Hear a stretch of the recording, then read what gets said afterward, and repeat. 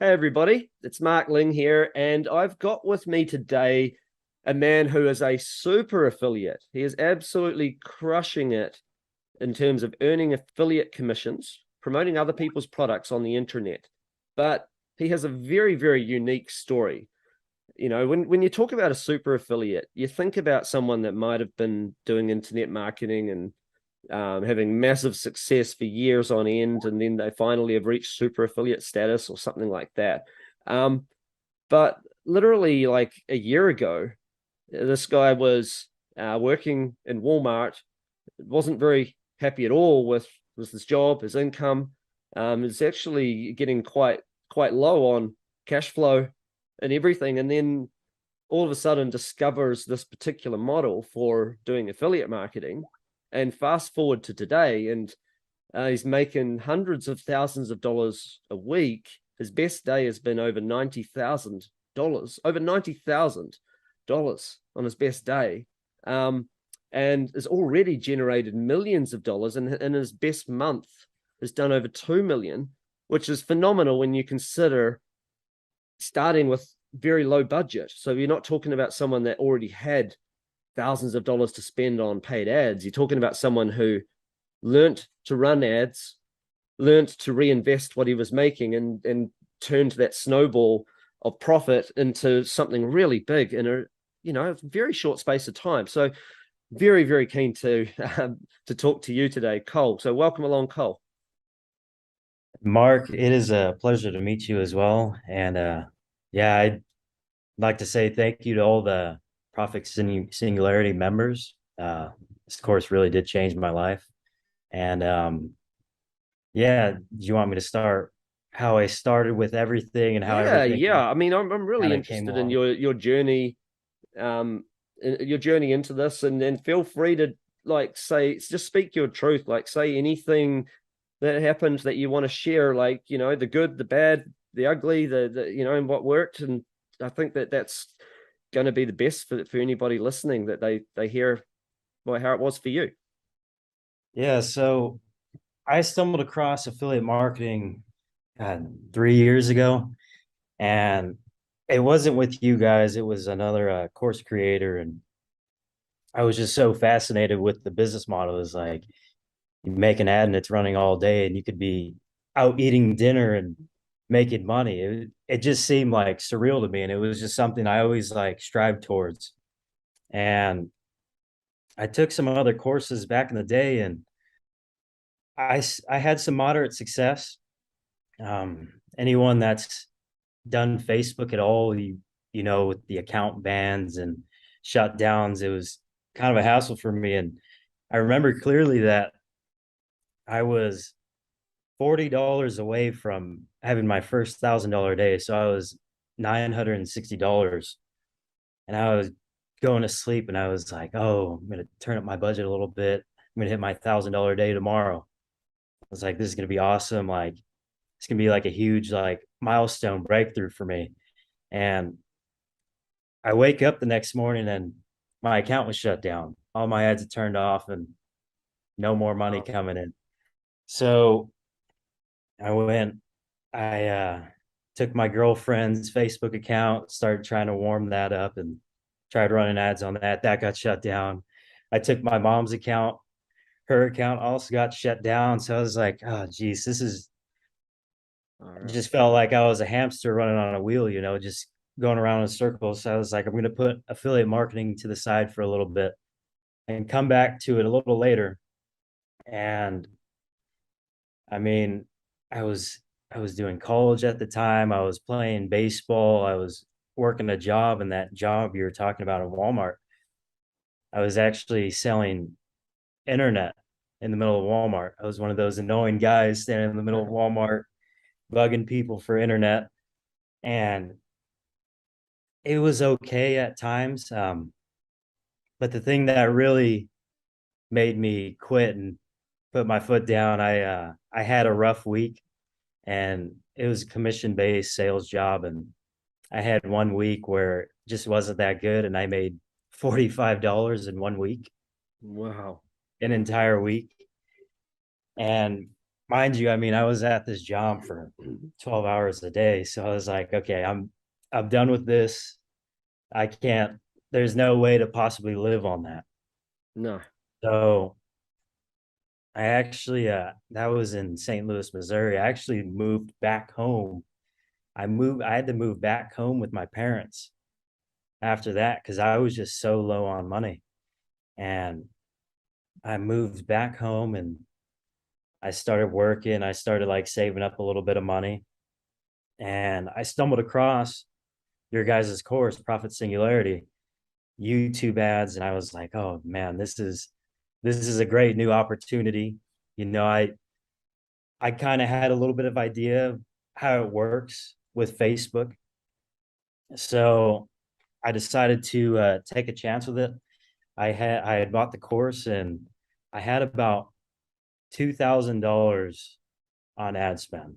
That's how much money I had in my bank account. And I mean, I had some credit cards. I had like a credit limit of about $14,000. And I started learning this. I started getting really obsessed with making this work. And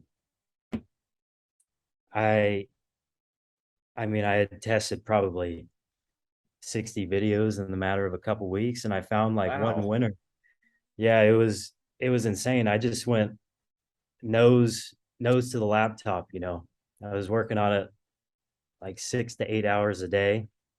And when I had found my winning ad, it just seemed like the more money I put into it, the more money I was making.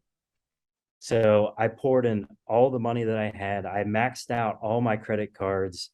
And then at that point, I had applied to an Amex Gold business card, no limit. And I mean, that ad just scaled to the moon. And that was the ad that hit $90,000 in one day. So it was it was quite a journey. You know, it's been a long time Mm. coming for me. I know a lot of people they don't go after something for 3 years, but you know, it took me 3 years and it finally paid off for me. But it took you 3 years with other models. This model Yes. itself was obviously a lot faster, but it shows though, sometimes there's a hell of a lot of work involved or effort involved in being an overnight success, so to speak. Um, you really, I could hear it, like the words you were using, like obsessed.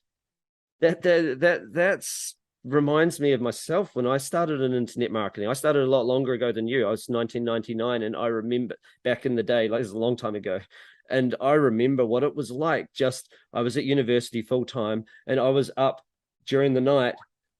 I had a Pizza Hut job. I was working at university, and I was up during the night, like spending 6 hours until like 3 in the morning, just hammering away at this stuff because all of a sudden you start getting a sniff and you see some money coming in and you want to make it count.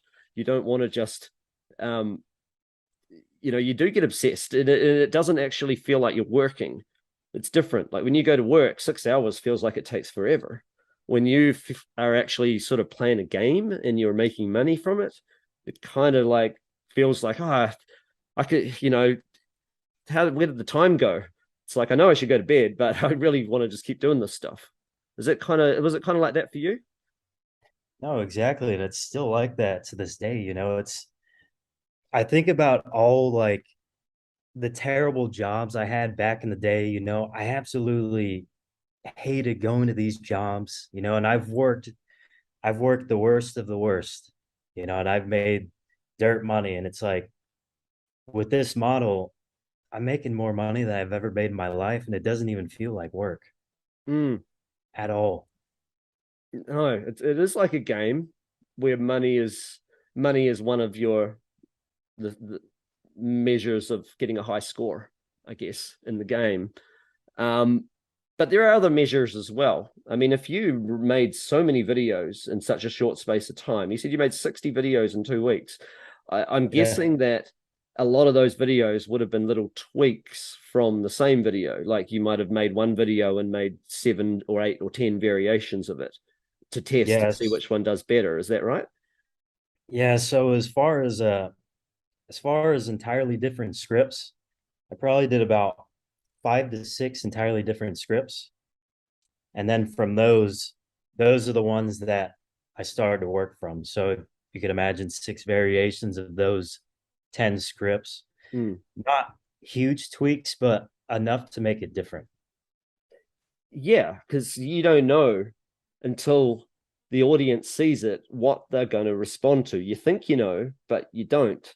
For me, with split tests, and I've been a marketer for many years, you'd think I should know, but every time we run a split test of some kind and I make a prediction as to what will win, I'm only right about 60% of the time, which isn't actually that high.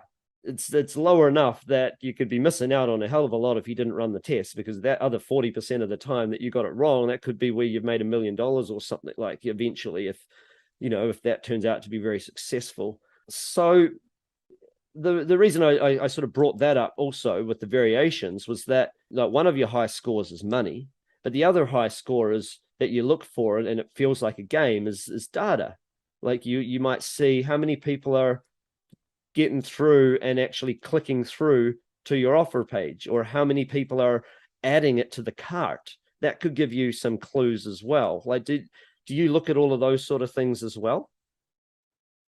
Yeah, so you know, my biggest the biggest measure that I looked at was ROI and cost per sale. Mm.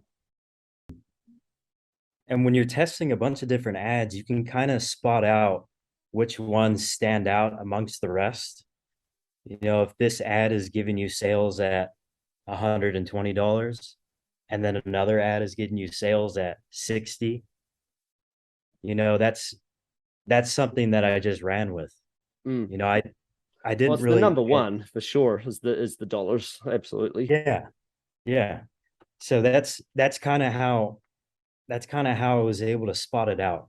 You have all these different videos that you've ran tests on, you have the data back, and then you just see like which ones are the outliers that are performing better than the rest. It's pretty simple though, isn't it, when you really think about it? And that's why people that are absolute newbies have managed to do very well with this, because you don't have to overcomplicate it. It's just run this test. Did it work? Did it not? Get on to your next test. Did it work? Did it not? And learn something as well, so you don't end up running the exact same test again in the future, obviously. But tests that do work, you might go, well, I'll try that similar thing, but for that other offer over there that I'm also trying to promote. So you learn something from those results too, I guess, because you know what you were trying to do that was different. Definitely. What did your family think about all of this? Because you said you had to move home and live with your parents for a bit. Like, what did they think when things started taking off? So what's funny is so I believe it was my first day I'd made $1,000 profit. I showed my dad and he said, Cole, is this legal? Yeah. And I was like, yeah, Dad, it is. And I mean, my mom was just over the moon. She just said, Cole, keep doing it. They were happy for me. Um, but they still to this day they don't really understand this whole business model. It's kind of foreign. It's foreign to them. Well, well, the thing is, though, we've been conditioned through the schooling system and everything else in society, every TV shows you see, everybody is, well, not everybody, but most people in this world get paid dollars per hour.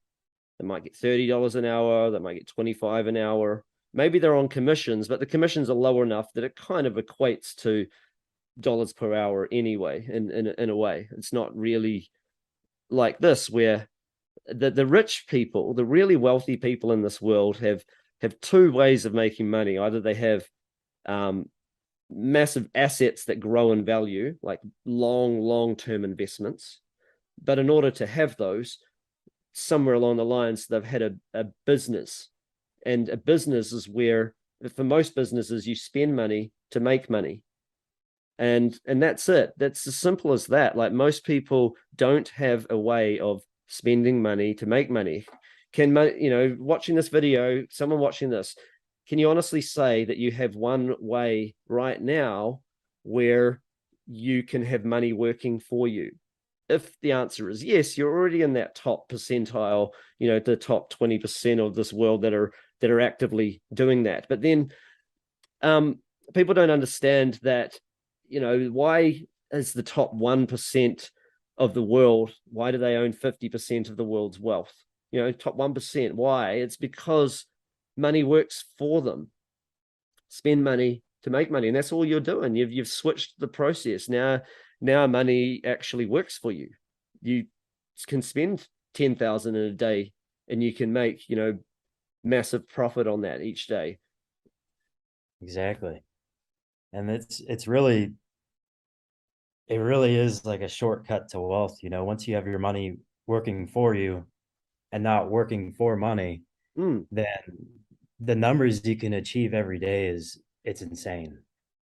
Yeah. But the reason I mentioned about money working for you too is I just want people to realize that every business is actually like this. This is a genuine business. It's not a get rich quick scheme or anything. I've been doing internet marketing since 1999. The source of traffic changes sometimes, but the principles stay the same. It's still all about leads, like getting traffic, offering them an offer that they will actually want to buy, so conversion rates, and then the average dollars per customer. But the same is true if you owned a gymnasium. You may have to run ads on the radio station, or maybe Facebook ads, or somewhere else. Maybe on TV. I don't know, but you run ads, you get people along, you have a certain level of people convert to customers, and then you make money by having a good average dollars per customer. The average person might sign up for a year rather than just a 1 week or 2 weeker or casual. And um and so people that have done well in this world have a way to spend money to make money. And in the gymnasium's idea, they can spend money on radio ads, and then it helps turn into making money, or they spend money on new gym equipment or whatever it is that gets more people to want to stay as a member. And in your case, you can spend money on more ads, and you can make more, and you've really snowballed it to crazy levels. Yeah, it really is life changing. It really is. um I'd like to know from you, do you have any tips? Like, is there something that, like, let's say you test a lot of openings, of your videos, like a lot of different variations before you end up getting that one that works. What are some different things that cross your mind with, like, oh, I better test this type of opening, and I better test that type of opening? Like, do you have any tips for those kind of things? So for opening, really the biggest thing is like making sure you're getting the right person watching the video. If you're selling something for back pain, you can't open the video off with, oh, do you have trouble sleeping at night? You've got to really target it on who you're going after, especially with YouTube. The first 5 seconds is the most important. But I mean, a lot of the inspiration I get, I mean, I read books. I look at other videos that are doing well, whether it be across different niches. Like, how can I apply this to my niche? Mm. Um, but yeah, that's really all I have. And I'll sometimes get ideas throughout the day with an opening hook, and as soon as I think of it, I write it down in my notes, and when I get home, I'm testing it. I'll give an example across niche for a moment.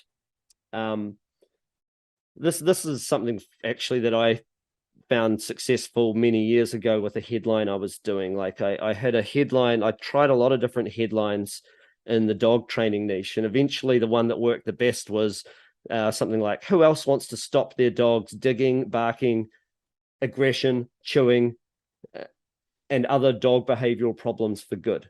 Like, that worked. And then cross niche, I was like, on my Learn Guitar site, I tried a new headline. I tried, who else wants to learn how to play the guitar like Jimi Hendrix, Ozzy Osbourne, Nirvana, and more? And all of a sudden, bam, I got the same bump in conversion rates with that. And then I tried it over on another site, with learning piano, another site, in language learning. Like, who else wants to be able to speak Spanish confidently, and fluently, or something like that in as little as, X amount of time.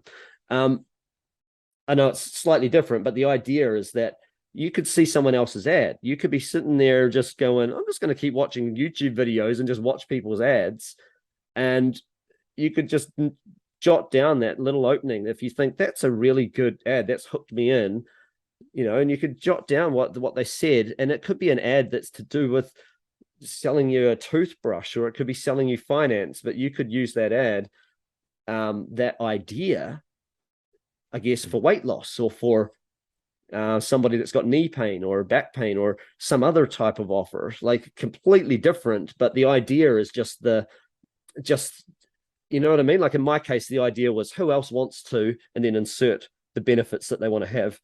Or in this case, it could be something different. But is that the kind of thing that you do? No, I mean, you really hit it right there. That's exactly what you should be doing, because success leaves clues. If it doesn't really matter what niche it is, it's kind of the structure of it. But yeah, that's perfect. Yeah, that's that structure. And like you say, you just said about calling the right person out. Now, I know that some people, they think, I need to get as many people to watch the ad as possible. So they think about, how am I going to get people curious to get to the next bit, to the next bit? The problem with that is that YouTube's got such a sophisticated algorithm that if you can just get the right people watching, they can stop showing your ads to the wrong kind of people. And it's actually helpful for YouTube as a whole, and for your ad spend and everything else, if you can just get rid of the people that aren't suitable to you very early, so that it makes their job easier. Obviously, they can target based on who buys the product, but if they can also, you can help them along by making sure that the average person doesn't get past 15 seconds into your ad because you've really called them out. I guess that's helpful too. Would you say that that's right? Yeah, I mean, you're not wasting your own ad spend. And in reality too, you're not wasting someone else's time that really would never buy that product in the first place. So it doesn't really Absolutely. matter it doesn't really matter the volume of people you get through. It's the volume of the right people that get through your funnel. Mm. So when it comes to calling the right person out, YouTube also states that they don't want you to call out the customer. So there's sort of like a little catch 22. Like, part of the algorithm doesn't want that, and part of it doesn't care. How do you walk that tightrope? So I'll just give an example of one that I use. It's if you struggle with type 2 diabetes, then you must see this. It's yeah, it is calling them out. It's calling out the problem. It's not really calling out the exact person, but it's calling out, if you have this problem, then you're going to want to see the rest of this video. Yeah, and I do think that what they don't want is what comes across as creepy, where it's clear that they know who you are, even though they do know who you are. They don't want you to know that. So if it's creepy, like, let's say, for instance, the ad, let's say you targeted people with your ad. I know you have open ads that broad, but let's say it wasn't broad. Let's say you only targeted people that were women aged 55 to 60, and you just ran the ad and said, if you're a woman aged over 55 who, insert problem. I guess that's what they don't want, because then that's where they get complaints and people going, whoa, like, how does this advertiser know this about me? Is YouTube sharing my private information with this advertiser, and that kind of Exactly. thing, I guess. I mean, you have to kind of look at it as, would you like to see an ad like that? Would you like to see an ad that knows exactly who you are as a person? You'll find, I mean, you'll think that your privacy is through the door, you know. You won't think you have any privacy. Yeah, yeah, but I think that what you're saying is it's more that you're just calling out the problem, but you're not getting so, I guess, no, so specific in the way it's worded. And if you had to call out someone of a certain age group, I guess you would use it using words that made it sound like you had no idea what age they are. Um, Yeah, like this is, you know, this is most suitable to people aged over 45 or something like that. I don't know. You'd be able to find a way to word it that it doesn't sound like you know that they're over that age group or something like that, I guess. exactly. Okay, so do you have any other tips for people that that would help them if they were, let's say, someone was in the program, they're already having to go at this stuff? What would be any tips that you want to just share with people really quickly before we wrap up this particular call? So for someone that's a beginner, it's going to be a lot, and you might just throw together a script just however. But my biggest advice would be to look at like other ads that have worked for other people. And I'm not saying like copy, but look at like the structure of the ad. You know, what did they do in this line? What did they do in this line? Oh, first line they called someone out. The next line they said a new opportunity. You know, break down winning ads and see what they do, and that'll give you like a good starting point.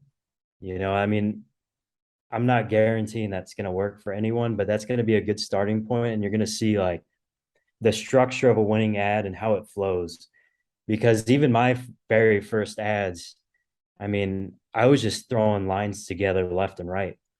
It made no rhyme or reason. It didn't really make sense at all. And I mean, that's why my first ads didn't do well at all. But once I actually started like researching winning ads and started looking at like what actually works on YouTube, Mm. and I started to get an idea of how ads and scripts are supposed to flow, you know, and I mean, it is a formula, but it's also an art as well. Yeah, it's like learning how to ride a bike. You put training wheels on, and that can get you riding a bike very quickly as a child and getting to enjoy riding a bike, getting around. It gets you from A to B. You get the joy and all of that. But sooner or later, the people that do the absolute best, they find a way to succeed with the training wheels off eventually.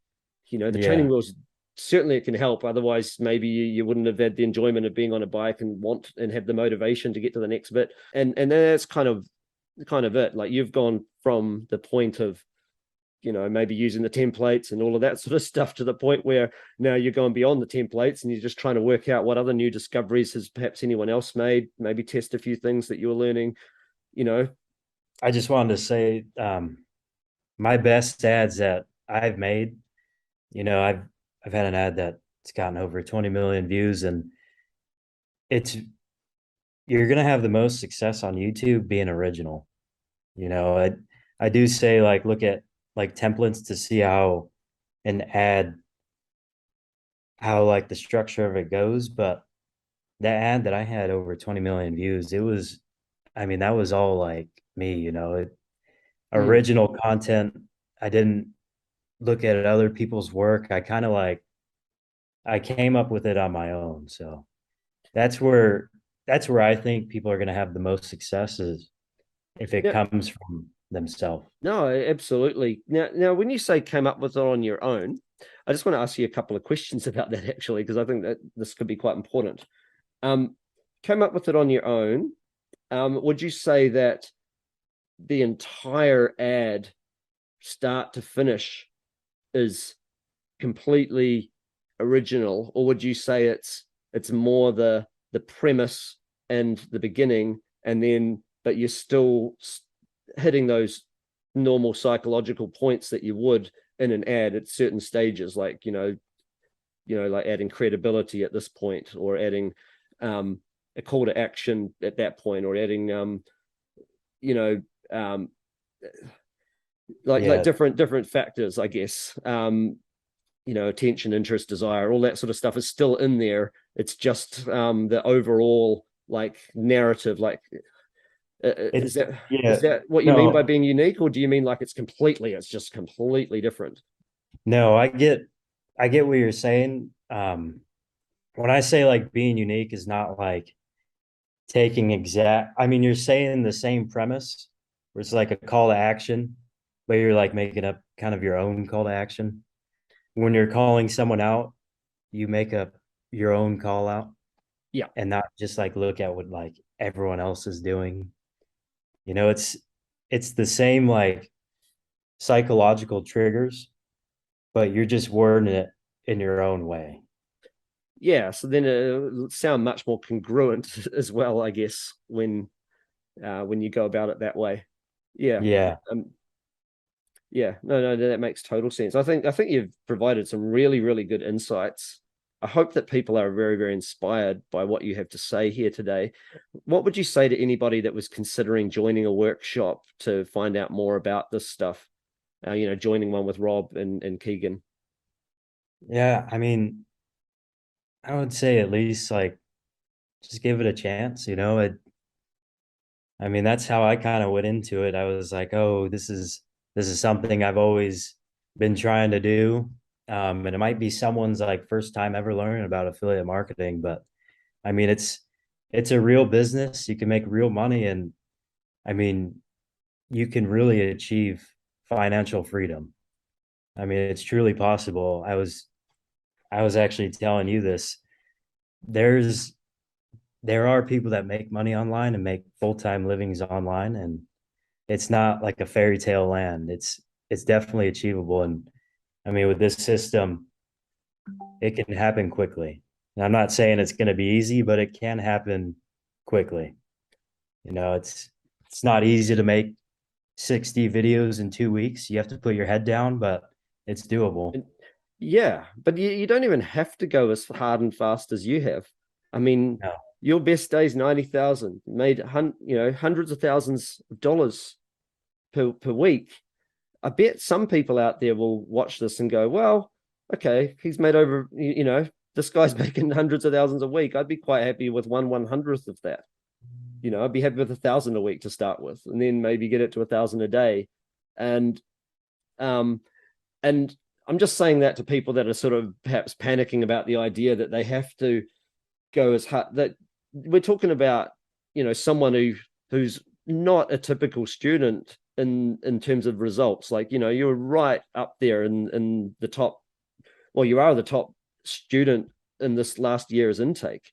And there's only a handful of students that are doing over 10,000 a day. So, you know, but there are hundreds that are doing thousands a week.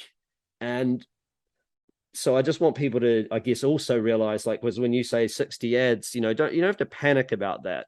You can do less, but it's good to know that, whoever's taken it to the nth degree, really, there's no glass ceiling on your income. It's just a matter of how hard you want to work at it and how obsessed you want to be. I guess, there are people that have put an hour a day in and have had phenomenal success, but you've obviously had that next level, and I think it's really important people hear from you so that they know what it's like. What is it like for somebody that took it that far? Well, this is what he's done. You've earned it though from it's just hard work, I guess. Like, and I don't even know it's hard work. It's just a lot of commitment. Yeah, it's not hard work at all. Um, it's just being consistent. It really is. And it's really like trusting the system because I mean, you someone can make a few ads and they don't doesn't really go how they want it to go and give up, but it's Mm. it's just trusting the system. And I mean it's worked for me and it's worked for a ton of your guys' students, you know. Yeah, no, I think you've been hugely inspiring. And I just want to say a big thank you for being on today's call and for being so open and sharing with all your information. You've done fantastic as with the model, but also here today. I think people will gain a lot of value. So I just want to say a big thank you. Yeah, thank you, Mark. And like I said earlier, thanks to all the Profit Singularity members. So I mean, this course really did change my life, and That's awesome. it has been awesome. All right, guys. So make sure that you join us for a workshop if you haven't already. There'll be a link either below or in the description. And I just want to say thanks everyone for being on today's call. Make sure you take action with what you learn, and we'll see you next time. Bye for now, everybody.